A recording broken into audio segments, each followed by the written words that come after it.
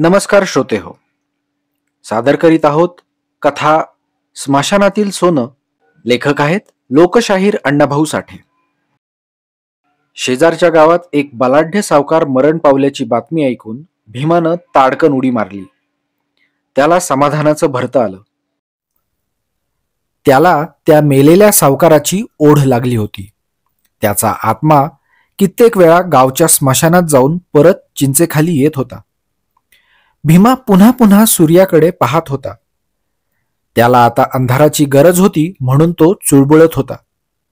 त्याची लाडकी लेक नाबदा जवळच खेळत होती. बायको घरात भाकरी थापत होती. भीमा अंगापिंडानं जबरा होता. लाल रंगाचा मोठा पटका, पिवळे धोतर, जाड कापडाची पैरण असा त्याचा सातारी पोशाख होता. तो पहिलवानासारखा दिसे.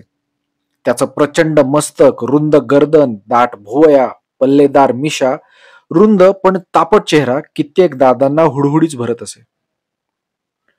भीमाचं गाव दूर वारणेच्या काठी होतं.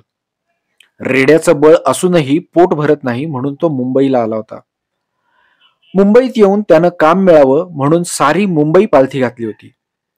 पण त्याला काम मिळत नव्हतं. आपणाला काम मिळावं, आपण कामगार व्हावं, पगार आणावा, बायकोला पुतळ्यांची माळ करावी अशी कित्येक स्वप्न फाटून भीमा निराश होऊन त्या उपनगरात जंगलात आला होता. मुंबईत सर्व आहे पण काम आणि निवारा या दोन्ही गोष्टी नाहीत. यामुळे त्याला मुंबईचा राग आला होता. आणि त्या उपनगरात येताच शेजारच्या डोंगरात एका खाणीत त्याला कामही मिळालं होतं. जंगलात काम आणि निवारा मिळताच भीमाला आनंद झाला. आपलं रेड्याचं बळ घेऊन तो डोंगराला जणू टक्करच देत होता. त्यानं टिकाव घेताच डोंगर मागं सरकत होता. त्यानं सुटकी उचलताच काळे पाषाण तोंड पसरत होते. त्यामुळं कंत्राटदार त्याच्यावर खुश होता आणि भीमाही संतुष्ट होता. परंतु 6च महिन्यात ती खाण बंद पडली आणि भीमावर बेकारीची कुऱ्हाड कोसळली. तो एका सकाळी कामावर रुजू झाला आणि लगेच त्याला समजले की आजपासून खाण बंद झाली. आपलं काम सुटलं ही वार्ता ऐकून भीमा भांबावला. उपासमार त्याच्या पुढे नाचू लागली. क्षणात तो विवंचनेच्या डोहात बुडाला. आता उद्या काय, हा एकच प्रश्न तो स्वतःला विचारू लागला. अंगातील कापड काखेत दाबून भीमा घरी निघाला होता. तो एका ओढ्यावर थांबला. त्यानं तिथं आंघोळ केली आणि उद्विग्न मनस्थितीत तो घराकडे फिरला. तोच त्याची नजर एका राखेच्या ढिगावर स्थिरावली. ती राख मढ्याची होती. जळकी हाडं सर्वत्र पसरली होती. त्या मानवी हाडांच्या जळक्या खळप्या पाहून भीमा अधिकच गंभीर झाला. एखादं बेकार असेल बिचार, कंटाळूनच मेला असेल, सुटला असेल एकदाच, असं मनाला सांगू लागला. आपणही असेच मरणार. 2च दिवसात उपासमार सुरू. मग नाबदा रडत बसल, बायको मलूल होईल आणि आपण काहीच करू शकणार नाही. इतक्यात त्या राखेच्या ढिगावर काहीतरी चमकलं तसा भीमा पुढे झाला. त्यानं वाकून निरखून पाहिलं. तिथं 1 तोळ्याची सोन्याची अंगठी होती. ती चटकन उचलून भीमानं करकरून मूठ दाबली. त्याला आनंद झाला. 1 तोळा सोनं आणि तेही मढ्याच्या राखेत. याचा त्याला हर्ष झाला. मढ्याच्या राखेत सोनं असतं याचा त्याला नवा शोध लागला. जगण्याचा नवा मार्ग सापडला. आणि दुसऱ्याच दिवसापासून भीमा त्या प्रदेशात सर्वत्र हिंडू लागला. नद्या, नाले, मसणवटे तुडवू लागला. प्रेतांची राख जमवून ती चाळणीनं चाळू लागला आणि रोज त्या राखेतून सोन्याचे कण काढू लागला. बाळी, मुदी, नथ, पुतळी, वाळा असं काही ना काही घेऊन रोज येऊ लागला. भीमाचा हा नवा उद्योग जोरात सुरू होता. तो निर्भय होऊन राख चाळीत होता. अग्नीच्या दाबानं प्रेताच्या अंगावरचं सोनं वितळून त्याच्या हाडात जातं याचा त्यानं ठाव घेतला. जळकी हाडं चेचून तो त्यातून सोन्याचे कण काढी. कावट्या फोडी, मनगटकुटी आणि सोनं मिळवी. संध्याकाळी तो कुर्ल्याला जाऊन ते सोनं विकून रोख रक्कम मोजून घेई आणि घरी येतेवेळी नाबदासाठी खजूर घेई. त्याचा तो धंदा अखंड चालला होता. भीमा प्रेताची राख चाळून जगत होता. त्यामुळं जगणं नि मरणं यातील अंतरच त्याला कळेनासं झालं होतं. ज्या राखेत सोनं असेल ती राख श्रीमंताची आणि सोनं नसेल ती गरिबाची, अशी त्याची ठाम समजूत झाली होती. मरावं तर श्रीमंतानं नि जगावं तर गरिबानं. गरिबानं मरूच नये असा त्याचा दावा होता. अवमानित पामराला जगण्याचा आणि मरण्याचा मुळीच अधिकार नाही, असे तो शेजाऱ्यांना दरडावून सांगत होता. जो मरते समयी तोळाभर सोनं दाढेत घेऊन मरतो तोच भाग्यवान असतो, असं त्याचं मत होतं. तो रात्रंदिवस मसणवटी धुंडाळीत होता. मढ हे त्याच्या जीवनाचं साधन झालं होतं. त्याचं जीवन मढ्याशी एकरूप झालं होतं. त्याच दरम्यान त्या भागात अनेक चमत्कार घडत होते. पुरलेली मढी बाहेर पडत होती. एका सावकाराच्या तरुण सुनेचं प्रेत तर स्मशानातून नदीवर येऊन पडलं होतं आणि त्या प्रकारामुळे कित्येक लोक भयभीत झाले होते. अलीकडे मढी नदीपर्यंत कशी जातात याचं त्यांना नवल वाटत होतं. कोणीतरी प्रेत उकरून काढीत असावं असा संशय येऊन पोलीस खातं पाळतीवर होतं. पण मढ्यावर पाळत करणं तितकं सोपं नव्हतं. सूर्य मावळला. सर्वत्र अंधार पसरला. भीमाच्या बायकोनं भीमाला जेवण वाढलं तेव्हा तो गंभीर होऊन जेवू लागला. आज हा कुठंतरी जाणार हे लक्षात येऊन ती हळूच म्हणाली, आज कुठं जाणार वाटतं? मला वाटतं हे काम नको आम्हाला. कुठंतरी दुसरं काम करा. मढ्याची राख, सोनं, संसार हे सारच विपरीत आहे. लोक नावं ठेवतात. तू बोलू नको. तिचं बोलणं ऐकून भीमाचं मन दुखावलं. तो चिडक्या स्वरात म्हणाला, मी काही करीन, त्यांचं काय जातं? माझी चूल बंद झाल्यावर कोण पेटवणार आहे का? तसं नाही. नवऱ्याचा तो उग्र चेहरा पाहून ती हळूच म्हणाली, भूतासारखं हे हिंडणं चांगलं नाही. मला भीती वाटते म्हणून म्हणते. मसणवाट्यात भूत असतात असं तुला कुणी सांगितलं? अगं ही मुंबई एक भूतांचा बाजार आहे. खरी भूतं घरात राहतात आणि मेलेली त्या मसणवाट्यात कुजतात. भूतांची पैदास गावात होते, रानात नाही, भीमा म्हणाला. त्याचं हे बोलणं ऐकून ती गप्प झाली आणि भीमानं निघण्याची तयारी केली. तो गुरकून म्हणाला, मुंबई चालून मला काम मिळालं नाही, पण मढ्याची राख चालून सोनं मिळालं. डोंगर फोडला तेव्हा 2 रुपये दिले मला, पण आता सहज ती राख मला 10 रुपयेही देते. असं म्हणत तो घराबाहेर पडला. तेव्हा बरीच रात्र झाली होती. सर्वत्र निशब्द शांतता नांदत होती आणि भीमा निघाला होता. तो अंधारातून निघाला होता. त्यानं डोकीला टापर बांधलं होतं. वर पोत्याची खोळ घेतली होती आणि कंबर बांधली होती. काखेत एक अणीदार पहार घेऊन तो ढेंगा टाकत होता. त्याच्या सभोवती घोर अंधार थैमान घालत होता. त्याला कसलीही भीती वाटत नव्हती. सकाळी एक लुगडं, एक परकर पोलक, खजूर एवढाच विचार तो करीत होता. वातावरण घुमत होतं. क्षणोक्षणी गंभीर होत होतं. मध्येच एखादं कोल्ह्याचं टोळकं हुक्की देऊन पळत होतं. एखादा साप सळसळत वाट सोडून जात होता. कानोसा घेत भीमा त्या गावाच्या जवळ आला. त्यानं खाली बसून दूर पाहिलं. गावात सामसूम झाली होती.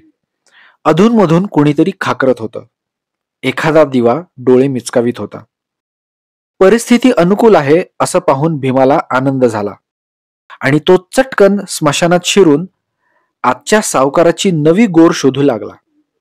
फुटकी गाडगी मोडक्या किरड्या बाजूला सारीत ह्या गोरीवरून त्या गोरीवर तो उड्या मारीत निघाला. प्रत्येक ढिपणी पाठी जाऊन काडी ओढून पाहू लागला.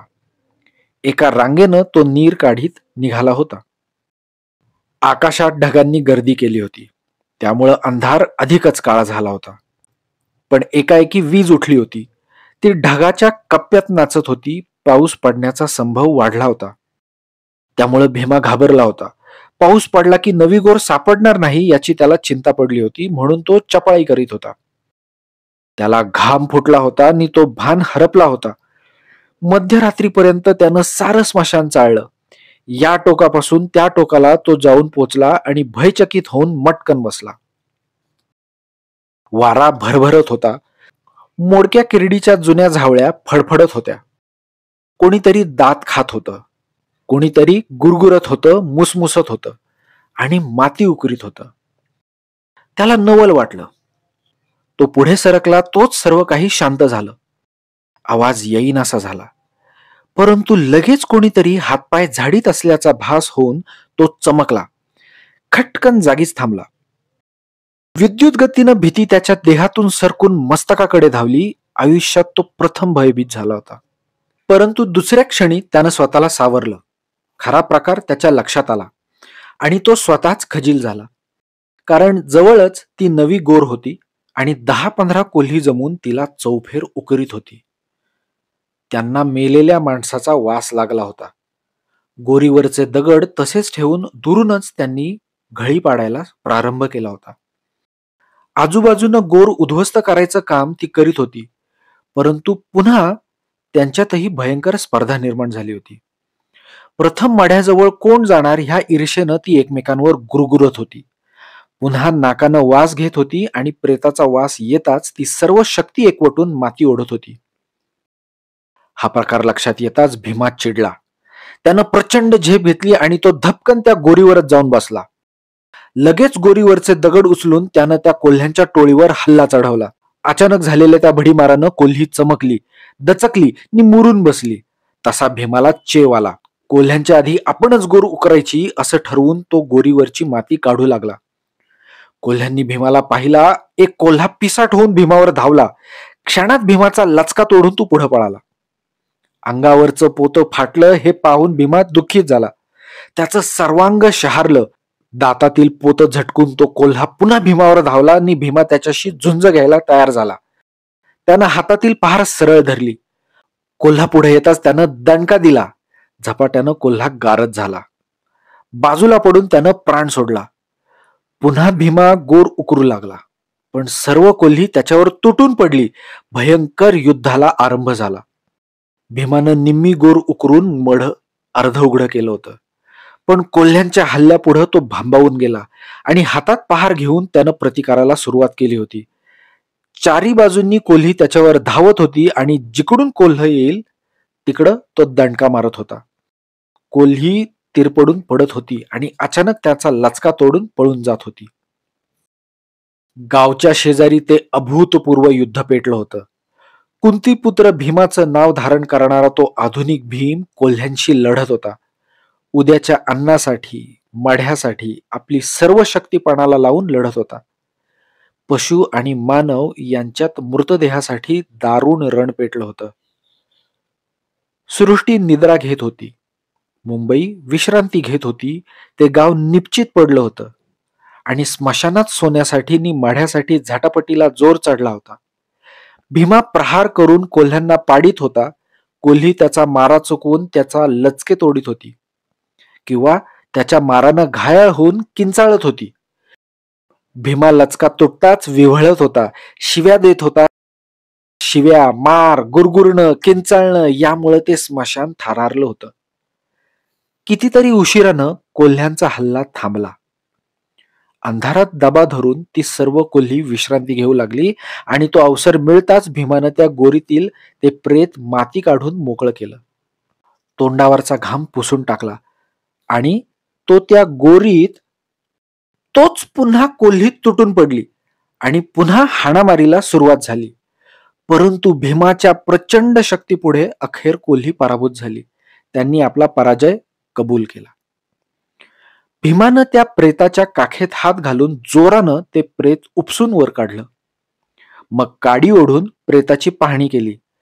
दडदडीत ताठलेलं मढ त्याच्या पुढं त्या गोरीत उभं होतं. त्यानं चपळाई करून त्या प्रेताचा हात चाचपून पाहिला. एक अंगठी सापडली. कानात मुदी होती. ती भीमानं ओरबाडून काढली. नंतर त्याला आठवण झाली की प्रेताच्या तोंडात नक्की सोनं असणार. त्यानं तोंडात बोट घातली पण प्रेताची दातखिळी घट्ट बसली होती. क्षणात त्यानं आपली पहार प्रेताच्या जबड्यात घालून त्याची बचाळी उचकटली. एका बाजूनं ती पहार जबड्यात घालून दुसऱ्या बाजूनं आपली बोट त्या प्रेताच्या तोंडात घातली आणि त्याच वेळी दबा धरून बसलेल्या कोल्ह्यांनी कोल्हेकुई केली. सर्वांनी हुकी देऊन पळ काढला पण त्या ओरडीनं गावातली कुत्री जागी झाली. कुत्र्यांनी गाव जागा केला. अरे कोल्ह्यांनी प्रेत खाल्ली चला असं कोणीतरी ओरडलं आणि ते ऐकून भीमा घाबरला. त्यानं प्रेताच्या तोंडातून एक अंगठी काढून खिशात घातली आणि घाईघाईनं पुन्हा डाव्या हाताची बोटं प्रेताच्या दाढेत घालून सर्व कोपरे चाचपून पाहिले आणि बोटं काढून नंतर प्रहार काढण्याऐवजी प्रथम त्यानं पहारच काढली आणि खटकन त्याची बोटं प्रेताच्या दातात अडकली. अडकीत त्यात सुपारी सापडावी तशी सापडली. भयंकर कळ त्याच्या अंगात वळवळली आणि त्याच वेळी गावाकडून कंदील घेऊन माणसं येत असलेली दिसली. तसा भीमा भयभीत झाला. त्याच्याकडेच येणारी माणसं पाहून तो अधिकच चिडला. त्यानं हातातील लोखंड प्रेताच्या टाळूवर जोरानं मारलं आणि त्या दणक्यानं त्याची बोटं अधिकच अडकली. प्रेताचे दात बोटात रुतले, त्याच्या अंगात मुंग्या उठल्या. हेच खरं भूत. हे आज आपल्याला पकडून देणार, लोक येऊन त्या प्रेतासाठी मला ठार करणार, नाहीतर मारून मारून पोलिसांच्या हवाली करणार असं वाटून भीमा अगतिक झाला. वैतागला, निर्भान झाला. सर्व शक्ती एकवटून तो प्रेतावर प्रहार करू लागला. सोड मला, तो जोरानं ओरडला. गावकरी जवळ येत होते. भीमा अडकला होता. मग त्यानं विचार केला आणि नंतर पहार त्या प्रेताच्या जबड्यात घातली आणि मग हळूच बोटं ओढून काढली. तेव्हा ती कातरली गेली होती. फक्त चामडीला चिकटून लोंबत होती. ती तशीच मुठीत घेऊन त्यानं पळ काढला. भयंकर कळ अंगात घेऊन तो पळत होता. तो घरी आला तेव्हा त्याला भयंकर ताप भरला होता. त्याची ती स्थिती पाहून घरात राडारड सुरू झाली. डॉक्टरनं भीमाची ती 2 बोटं कापून काढली आणि त्याच दिवशी खाणीचं काम पुन्हा सुरू झाल्याची बातमी आली. ती ऐकून हत्तीसारखा भीमा लहान मुलाप्रमाणे रडू लागला.